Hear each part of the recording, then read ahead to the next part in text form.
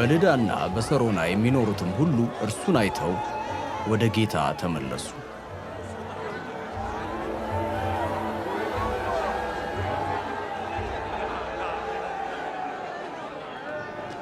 በኢዮጴ ጣቢታ የተባለች አንዲት ደቀ መዝሙር ነበረች።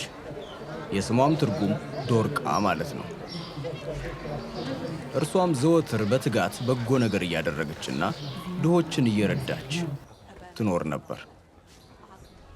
በዚያ ጊዜም ታማ ሞተች። ሰዎችም አስከሬኗን አጥበው በሰገነት ላይ ባለው ክፍል አስቀመጡት። ልዳ ለኢዮጴ ቅርብ ስለነበረች ደቀ መዛሙርትም ጴጥሮስ በልዳ መሆኑን በሰሙ ጊዜ ሁለት ሰዎች ልከው እባክህ ፈጥነህ ወደኛ ና ሲሉ ለመኑት። ጴጥሮስም ተነስቶ ከእነርሱ ጋር ሄደ። እዚያ በደረሰ ጊዜም ሰገነት ላይ ወዳለው ክፍል አወጡት። መበለቶቹም ሁሉ ዶርቃ ከእነርሱ ጋር በነበረችበት ጊዜ ያደረገቻቸውን ቀሚሶችና ልብሶች እያሳዩት ዙሪያውን ከበው ያለቅሱ ነበር።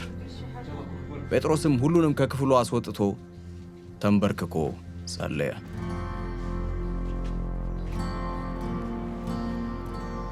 ወደ ሬሳውም ዘወር ብሎ ጣቢታ ተነሺ አለ።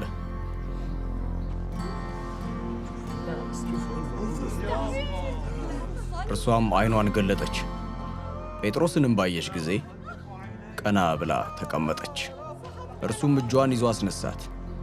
ቅዱሳንንና መበለቶቹንም ጠርቶ ከነ ሕይወቷ አስረከባቸው። ይህም ነገር በመላው ኢዮጴ ታወቀ። ብዙ ሰዎችም በጌታ አመኑ።